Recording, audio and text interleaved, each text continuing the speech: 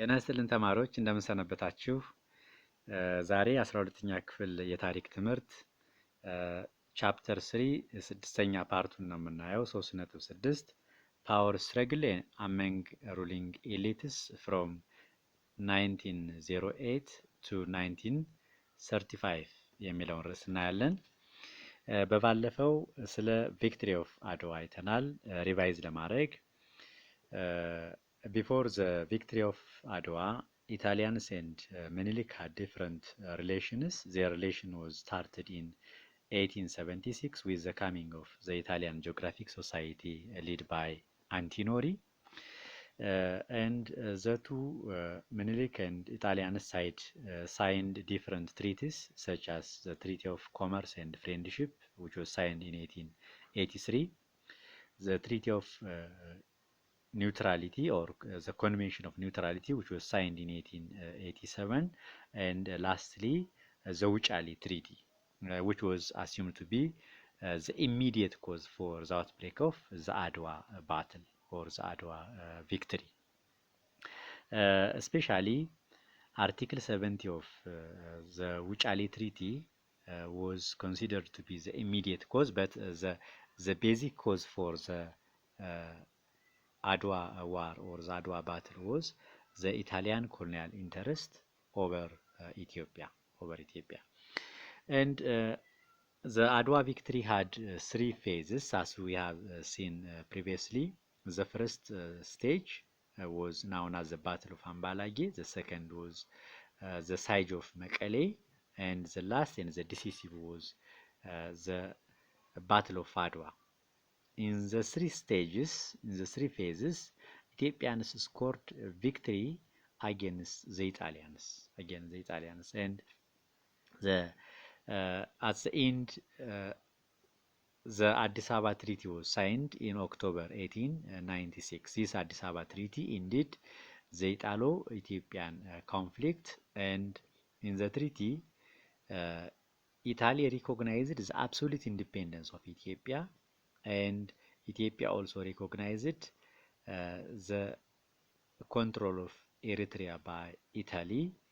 As well, the Addis Ababa Treaty declared that the Wuchali Treaty was null and void, or it cancelled the Wuchali Treaty.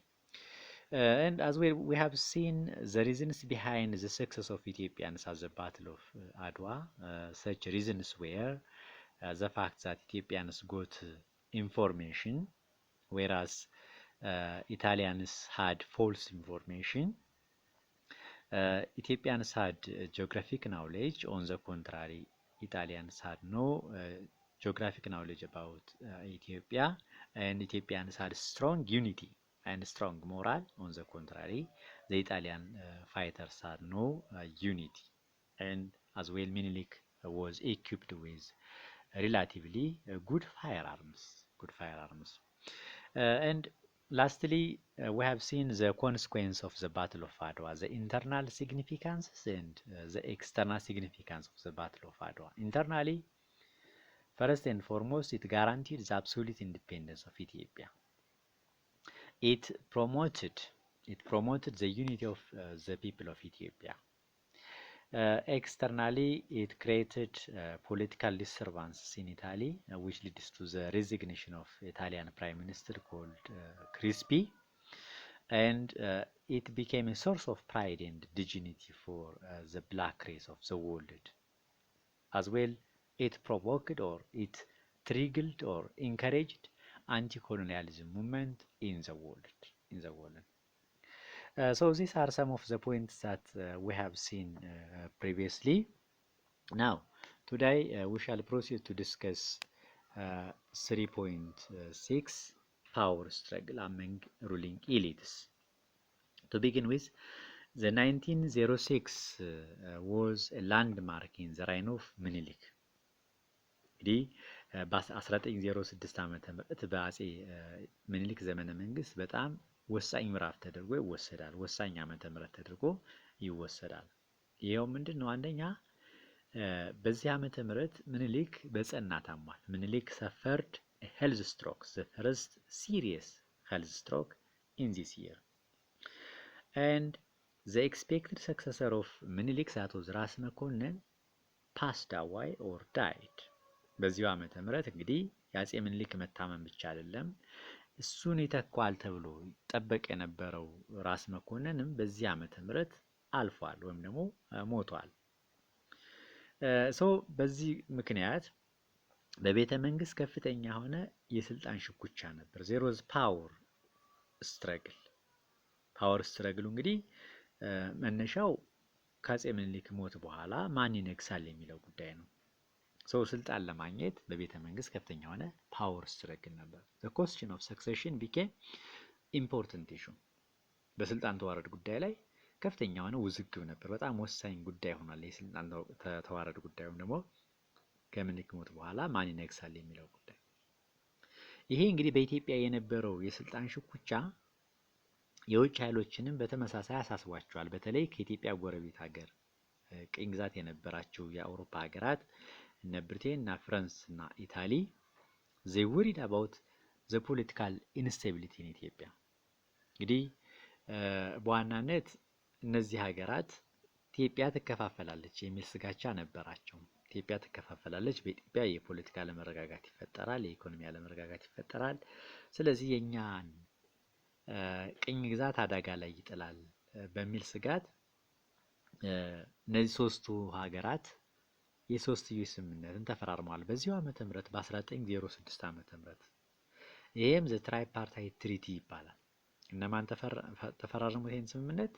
ብሪቴን፣ ፍራንስ እና ኢታሊ። ለምንድን? በኢትዮጵያ ላይ የነበራቸውን የኢኮኖሚ ፍላጎት የፖለቲካል ኢንተረስት ሴፍ ለማድረግ ለማስጠበቅ፣ በአፍሪካ ቀንድ የነበራቸውን የፖለቲካና የኢኮኖሚ ኢንተረስት ለማስጠበቅ ስለፈለጉ ነው። ኢትዮጵያ ትከፋፈላለች የሚል ስጋት ስለነበራቸው እንግዲህ ምኒልክ ምንም እንኳን በጸና ቢታመምም እነዚህን ፕሮብለሞች ሶልቭ ለማድረግ እንግዲህ ኢትዮጵያ በዚሁ ዓመተ ምህረት ውጫዊ ፕሮብለም እና ውስጣዊ ፕሮብለም አጋጥሟታል ማለት ነው። ውስጣዊ ፕሮብለሙ የስልጣን ሽኩቻው ነው።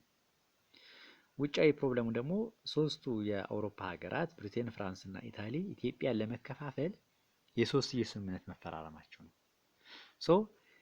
ምንም እንኳን በጸና ቢታመምም አፄ ምኒልክ የወሰዳቸው እርምጃዎች ምንድናቸው? ሜጀሮች ስንል አንደኛው he established the first council of ministers in Ethiopia in 1906 በ1906 ዓመተ ምህረት ለመጀመሪያ ጊዜ የመጀመሪያውን የኢትዮጵያ የሚኒስትሮች ምክር ቤት አቋቁሟል። ይሄ አንዱ እርምጃ ነው። እንግዲህ እሱ በታመመበት ወቅት ወይም ደግሞ እሱ ከሞተ በኋላ የመንግስት ተግባራትን እንዲያከናውኑ ለማድረግ የሚኒስትሮች ምክር ቤትን አቋቁሟል። አንዱ እርምጃው ይሄ ነው። ሁለተኛው እርምጃ ደግሞ he designated ልጅ ኢያሱ as successor and ራስ ተሰማ ናደው as regent in 1908 የልጅ ልጁን ልጅ ኢያሱን የስልጣን ተከታይ አድርጎ ሹሞታል። አልጋ ወራሽ አድርጎ ሹሞታል። እንደገና ደግሞ ልጅ ኢያሱ በእድሜ አነስተኛ ስለነበር የ12 ዓመት ልጅ ስለነበረ እሱን የሚያግዝ አንድ የሸዋ እንደራሴ ተሾሞለታል። ያም ራስ ተሰማ ናደው ነው። ራስ ተሰማ ናደው እንደራሴ ሆኖ ተሾሟል። ሆኖም ግን ይሄ ሹመት የልጅ ኢያሱ አልጋ ወራሽ መሆን በአፄ ምኒልክ ባለቤት በእቴጌ ጣይቱ አልተወደደም ነበር። እቴጌ ጣይቱ did not welcome the designation of ልጅ ኢያሱ as successor የልጅ ኢያሱን ተከታይ መሆን አልተቀበለችውም ነበር፣ አልደገፈችውም ነበር። ምክንያቱ ደግሞ ከልጅ ኢያሱ ጋራ የስጋ ዝምድና የላትም። እቴጌ ጣይቱ ልጅ የሌላት መካን ናት። በዛ ምክንያት ይሄንን አልተቀበለችውም። እቴጌ ጣይቱ managed to strengthen her power and influence in the Ethiopian politics በኢትዮጵያ ፖለቲክስ ላይ ተጽዕኖዋን ማሳደር ጀመረች ነው የሚለው። የራሷን ፓወር ስትሬንግዝን ማድረግ ጀመረች ነው የሚለው። የተለያዩ የፖለቲካል ጋብቻዎችን ፖለቲካል ማሬጆችን አሬንጅ ማድረግ ጀመረች ነው የሚለው። ለምሳሌ ምን አድርጋለች? የወንድሟ ልጅ ራስ ጉግሳ ወሌን የቤጌ ምድሩን የራስ ጉግሳ ወሌን ከአፄ ምኒልክ ልጅ ከዘውዲቱ ጋራ አጋብታለች። ሌሎችንም ጋብቻዎች አሬንጅ አድርጋለች። በዛም she continued to exercise supreme power የራሷን ሱፕሪም ፓወር ከፍተኛ የሆነ ስልጣን ኤክሰርሳይዝ ማድረግ ጀመረች ነው የሚለው። እንግዲህ ልብ በሉ የሚኒስትሮች ምክር ቤት አሉ፣ ልጅ ኢያሱ አለ፣ እንደገና እንደራሴው ራስ ተሰማ ናደው አለ፣ አጼ ምኒልክም በህይወት አለ፣ አልሞተም። ሰው እነሱ በነበሩበት ሁኔታ እቴጌ ጣይቱ ኢንቮልቭድ ኢን ዘ ፖለቲክስ በፖለቲካው ጣልቃ መግባት ጀመረች ነው። ሺ ሜድ አፖይንትመንትስ ኤንድ ዲስሚሳልስ ሹመትና ሽረት ማካሄድ ጀመረች፣ ሹምሽር ማካሄድ ጀመረች። የራሷን ዘመዶች አፖይንት ማድረግ ጀመረች። እንደገና ደግሞ የሸዋ መኳንንትን ከእሷ ጋር ምንም አይነት ግንኙነት የሌላቸውን መኳንንቶች ደግሞ መሻር ጀመረች ነው የሚለው። ኖ ዳውት ይሄ ሁኔታ የፖለቲካል ተቃውሞ አስነስቶባታል። በሸዋ መኳንንቶች ዘንድ ከፍተኛ የሆነ ቅሬታን ፈጥሮባታል። ሶ ሺ ዋዝ ኦፖዝድ ባይ ዘ ሸዋ ኖቢሊቲ ሄድድ ባይ ራስ ተሰማ ናደው፣ ፊታውራሪ ሀብተ ጊዮርጊስ ድንገዴ and ራስ ሚካኤል ዘ ፋዘር ኦፍ ልጅ ኢያሱ። በተለይ ሶስት መኳንንቶች የእቴጌ ጣይቱን ኦፖዝ አድርገዋል። አንደኛው ሬጀንቱ ተሰማ ናደው ነው፣ ሌላኛው ፊታውራሪ ሀብተ ጊዮርጊስ ነው፣ ሌላኛው ደግሞ የልጅ ኢያሱ አባት ራስ ሚካኤልም እንደዚሁ እቴጌ ጣይቱን ኦፖዝ አድርገዋል እና በዛም እቴጌ ጣይቱ was removed from power in 1910. The military groups responsible for removing ጣይቱ was known as the መሃል ሰፋሪ። እንግዲህ በ1910 ዓመተ ምህረት በመሃል ሰፋሪ በተባሉ ወታደሮች አማካኝነት እቴጌ ጣይቱ ከስልጣን እንድትወገድ ተደርጓል። መሃል ሰፋሪ ማለት they were military groups that were attached to the palace በቤተ መንግስት ቅርበት የነበራቸው ወታደራዊ ግሩፖች ናቸው መሃል ሰፋሪ የሚባሉ።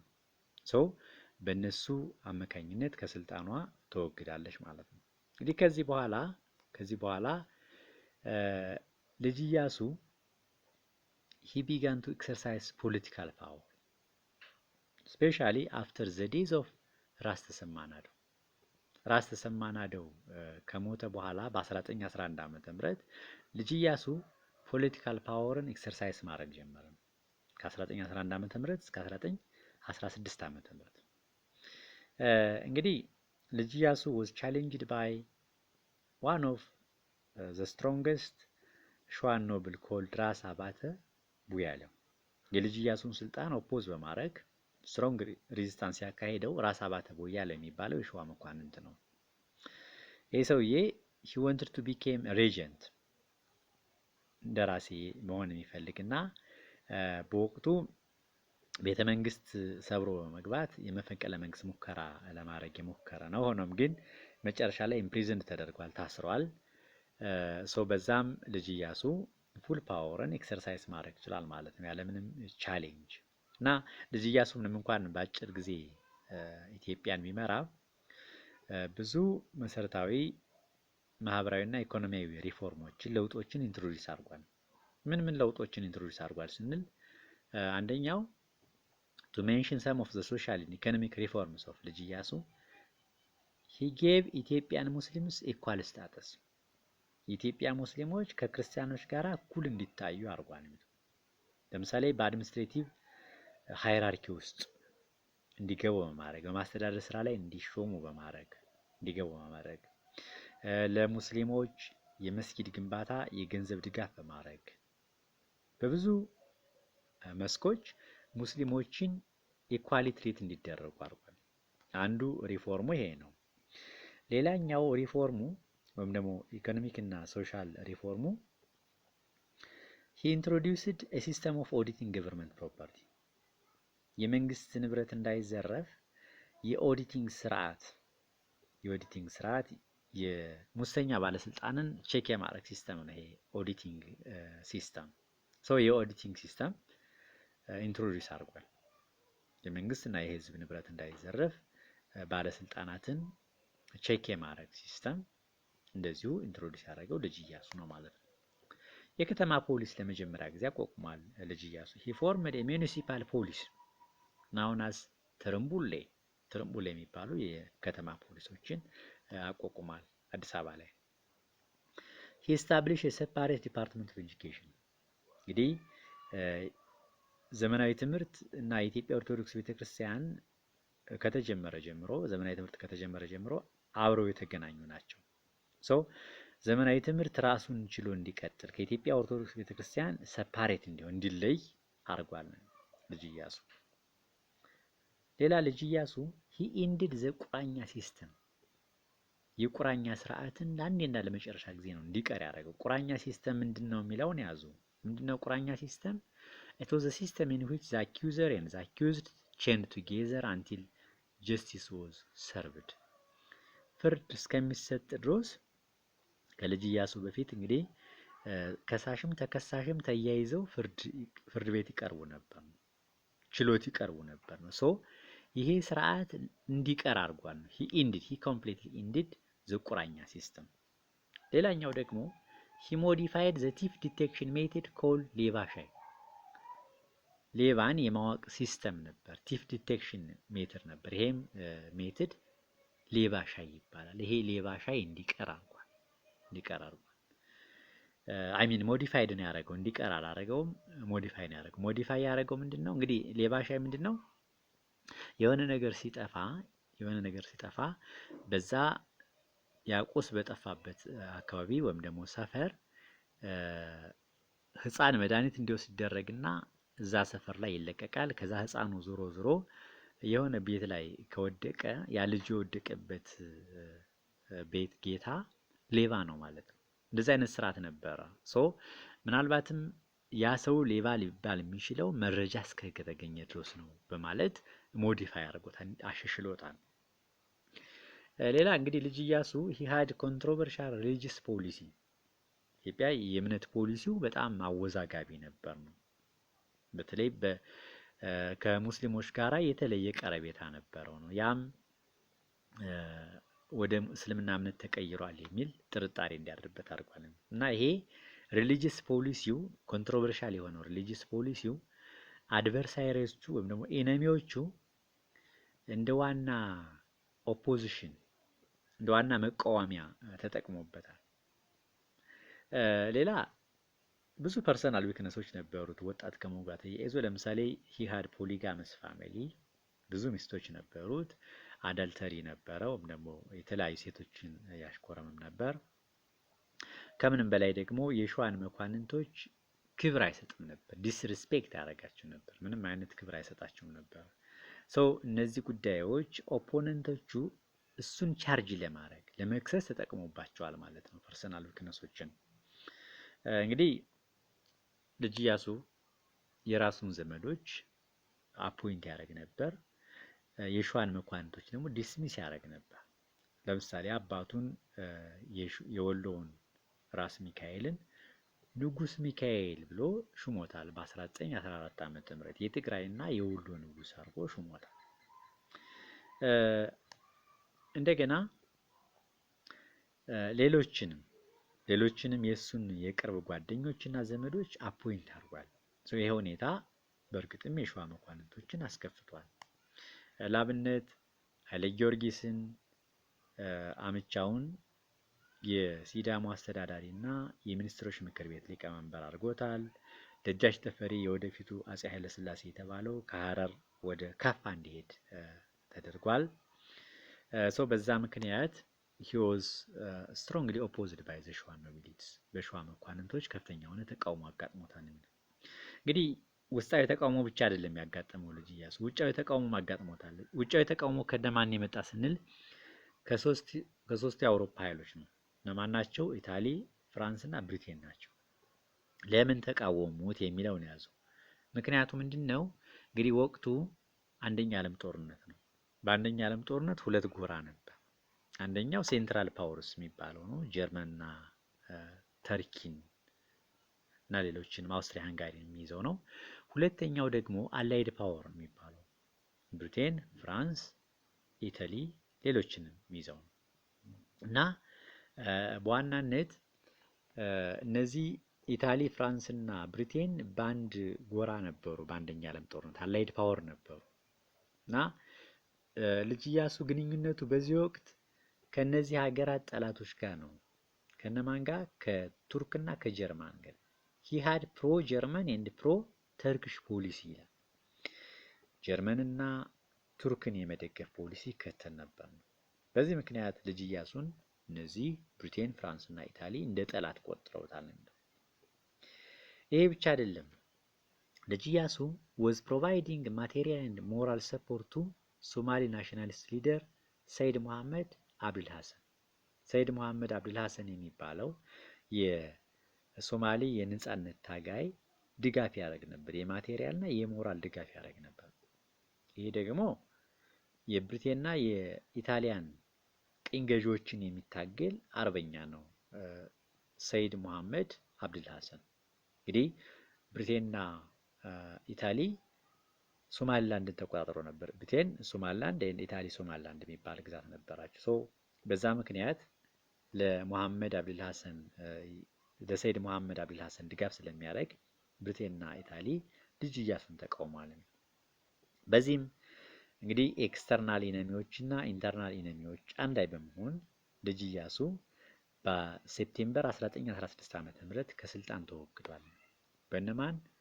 በሶስቱ የአውሮፓ ኃይሎች፣ በሸዋ መኳንንቶች፣ በመሃል ሰፋሪዎች፣ በአቡነ ማቴዎስ፣ በእጨጌ፣ በእነዚህ ሁሉ ግሩፖች ልጅ ኢያሱን ያስወግደዋል። እንግዲህ ልጅ ኢያሱ ከስልጣን ከተወገደ በኋላ he became fugitive for 5 years ለ5 ዓመት እየተሽለከለከ ከኖረ በኋላ ትግራይ ላይ በ1921 ዓ.ም ካፕቸር ተደርጓል። ካፕቸር ተደርጎ ከታሰረ በኋላ እንደገና ከእስር ቤት በ1932 ዓ.ም አምልጧል፣ እስኬፕ አድርጓል። እንደገና ደግሞ ተይዞ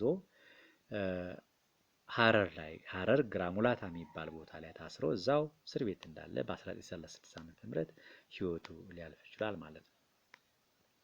እንግዲህ በሌላ በኩል ደግሞ የልጅ ኢያሱን ስልጣን ለማስጠበቅ አባቱ ንጉስ ሚካኤል ከወሎ ጦሩን ጭኖ ወደ ሸዋ ዘመቻ አድርጓል። ንጉስ ሚካኤል ካምፔን ቱ ሸዋ ቱ ሴቭ ዘ ፓወር ኦፍ ልጅ ኢያሱ።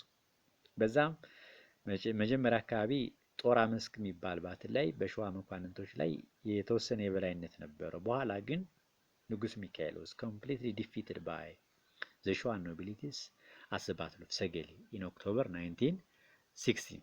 በሰገሌ ጦርነት ንጉስ ሚካኤል የልጅ ኢያሱ አባት ሙሉ በሙሉ ተሸንፏል፣ በሸዋ መኳንንቶች ተሸንፏል።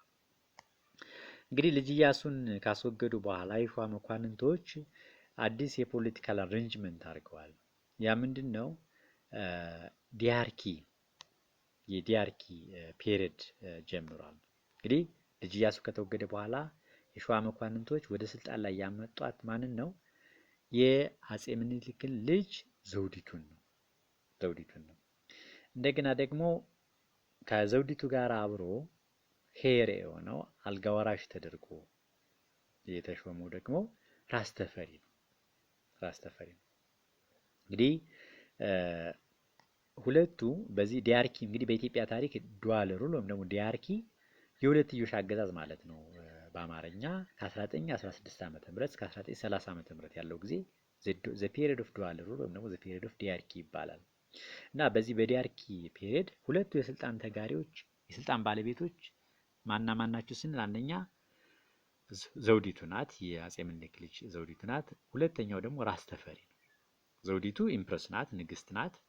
ራስ ተፈሪ ደግሞ አልጋ ወራሽ ወይም ደግሞ ሄር ነው ማለት ነው። እና ዘውዲቱ ኤንድ ተፈሪ ቲዮሬቲካሊ ሩልድ ቱጌዘር ነው። ሁለቱም በመርህ ደረጃ አብረው ለመምራት ነበር የተወሰነው። ሆኖም ግን ፕራክቲካሊ ተፈሪስ ፓወር ግሪው ኤንድ ዘውዲቱ ቢኬም ፓወርለስ። ተግባሩን ግን ስናየው የተፈሪ ፓወር እየጨመረ መጥቷል፣ የዘውዲቱ ፓወር ደግሞ በጣም እየቀነሰ መጥቷል። ዘውዲቱ ፓወርለስ ሆናለች፣ ስልጣን አልባ ሆናለች። እና በዚህ በዲያርኪ ዘመን የሁለቱ ግሩፖች ልዩነትም የተፈጠረው ከራስ ተፈሪ ስልጣን መጨመር ጋር ተያይዞ እና ከዘውዲቱ ስልጣን መቀነስ ጋር ተያይዞ ነው። the relationship between ተፈሪ and ዘውዲቱ deteriorated when ተፈሪ's power started to grow. ዘውዲቱ was supported by the traditionalists headed by ፊታውራሪ ሀብተ ጊዮርጊስ and the patriarch። እንግዲህ በዚህ በዲያርኪ ፔሪየድ ሁለት ግሩፖች ነበሩ። አንደኛው ትራዲሽናሊስትስ ነው፣ ሁለተኛው ደግሞ ፕሮግሬሲቭስ የሚባሉት ግሩፖች ናቸው። ትራዲሽናሊስትስ ወግ አጥባቂዎች ማለት ነው። ወግ አጥባቂዎችን ግሩፕ የምትወክለው ዘውዲቱ ናት። በዋናነት የወግ አጥባቂዎች ዋና ዋና አንቀሳቃሽ ፊታውራሪ ሀብተ ጊዮርጊስ እና የኢትዮጵያ ኦርቶዶክስ ቤተክርስቲያን ፓትርያርክ የነበሩት ነበሩ። በሌላ በኩል ደግሞ ፕሮግሬሲቭስን የሚወክለው ደግሞ ራስ ተፈሪ ነው። በዋናነት የተማሩ ኢትዮጵያውያን ወጣት ኢትዮጵያውያን ይህን ግሩፕ ሪፕሬዘንት ያደርጋሉ። በተጨማሪም የፕሮግሬሲቭስን ግሩፕ ወይም ደግሞ ራስ ተፈሪን አውሮፓውያኖች ይደግፋሉ። እንግዲህ ይሄ ፕሮግሬሲቭስ ግሩፕ ምንድነው አመለካከታቸው? የአውሮፓውያን ኢንቨስትመንት ሰፖርት ያደርጋሉ። ዘመናዊነትን፣ ለውጥን፣ ማህበራዊና ኢኮኖሚያዊ ለውጥን ይፈልጋሉ። እነዛ ደግሞ ምንም አይነት ማህበራዊና ፖለቲካዊ ለውጥ አያስፈልግም፣ የቆየው የኢትዮጵያ ማህበራዊና ፖለቲካዊ ሁኔታ መቀጠል አለበት የሚል አመለካከትን ያላቸው ትራዲሽናሊስቶች። እንግዲህ ራስ ተፈሪ ሲስተማቲካሊ he removed all the old ministers except ፊታውራሪ ሀብተ ጊዮርጊስ in 1918 የእሱን ስልጣን የሚያጠነክሩ አንዳንድ እርምጃዎችን መውሰድ ጀምሯል። በ1918 ዓ.ም የሚኒስትሮችን ምክር ቤት እንዲፈርስ አድርጓል። ከፊታውራሪ ሀብተ ጊዮርጊስ በስተቀር ሁሉንም የሚኒስትሮች ምክር ቤት አባላት እንዲበተኑ አድርጓል።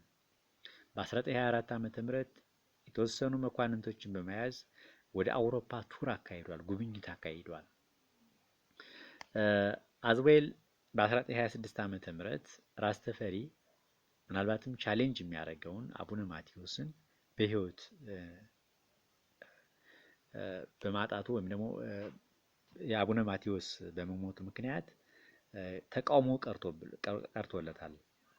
አቡነ ማቴዎስ ብቻ አይደለም በ1926 ዓ.ም የሞተው፣ ፊታውራሪ ሀብተ ጊዮርጊስም እንደዚሁ በዚህ ዓመተ ምህረት አልፏል ወይም ደግሞ ሞቷል። እነዚህ ሰዎች ራስ ተፈሪን የሚቃወሙ ግሩፖች ነው፣ የትራዲሽናሊስት ግሩፖች ነበሩ። ለራስ ተፈሪ እነዚህ ሰዎች መሞታቸው እፎይታ ነው ማለት ነው። ደጃዝማች ባልቻ እንደዚሁ እና ደጃዝማች አባውቀው በ1928 ዓ.ም ለራስ ተፈሪ ሰረንደር አድርገዋል፣ እጃቸውን ሰጥተዋል። በሂደትም በመሃል ሰፋሪዎች ግፊት ፕሬዠር ራስ ተፈሪ ንጉስ ተፈሪ ተብሎ ተሹሟል። መቼ? በ1928 ዓ.ም። እንግዲህ መሃል ሰፋሪዎች ጣይቱ እንድትወገድ ያደረጉ ናቸው፣ ልጅ ኢያሱ እንዲወገድ ያደረጉ ናቸው። የራስ ተፈሪ ግን ደጋፊዎች ናቸው። መሃል ሰፋሪዎች ዘውዲቱን ፕሬዠር በማድረግ በማስገደድ ንጉስ ተፈሪን ራስ ተፈሪ ንጉስ ተፈሪ ተብሎ እንዲሾም አድርገዋል በ1928 ዓ.ም። እንግዲህ መጨረሻ ራስ ተፈሪ ንጉስ ተፈሪ የተዋጋው ከራስ ጉግሳ ጋር ነው። ፋውት አጌንስት ራስ ጉግሳ። ራስ ጉግሳ ማን ነው? የዘውዲቱ የቀድሞ ባለቤትና የቤጌ ምድር አስተዳዳሪ ነው። he was the ex husband of ዘውዲቱ and the governor of ቤጌ ምድር and he fought ራስ ጉግሳ at the battle of አንቸም አሸንፎ ራስ ጉግሳ ጋር ተዋግቶ በአንቸም ጦርነት ማርች 1930 ዓ.ም ሙሉ በሙሉ ራስ ጉግሳን ድባቅ መቶታል፣ አሸንፎታል። እንግዲህ ራስ ጉግሳ በጦርነቱ ተገሏል። በራስ ጉግሳ ከተሸነፈ ከሁለት ቀን በኋላ ዘውዲቱ ሞተች። ዘውዲቱ ከሞተች በኋላ ንጉስ ተፈሪ ኢምፐረር ኃይለ ሥላሴ ዘፈረስ ተብሎ በ1930 ዓ.ም ሊነግስ ይችላል ማለት ነው።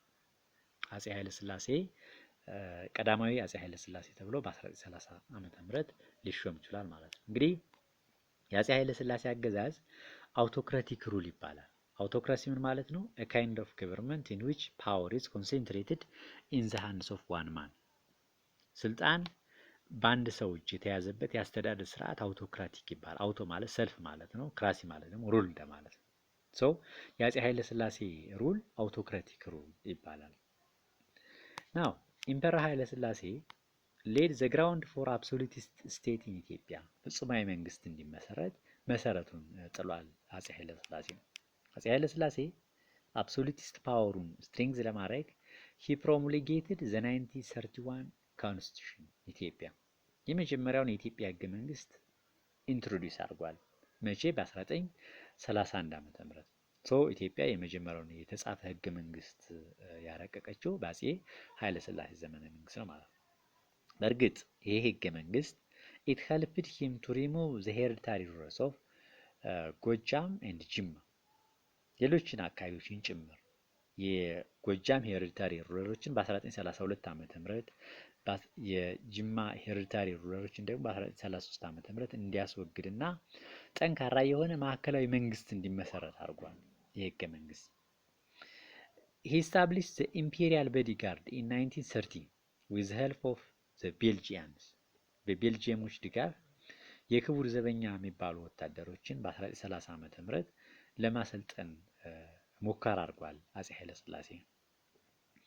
የሆለታ ወታደራዊ ትምህርት ቤትንም እንደዚሁ በ1934 ዓመተ ምህረት በስዊድሾች ድጋፍ ኦፕን አድርጓል አፄ ኃይለ ሥላሴ። በዚህም ይሄ የዱዋል ሩል ፔሪየድ በአውቶክራቲክ ሩል ሊተካ ይችላል ማለት ነው። ለዛሬው ያለን ዋና ዋና ሀሳቦች እነዚህ ናቸው።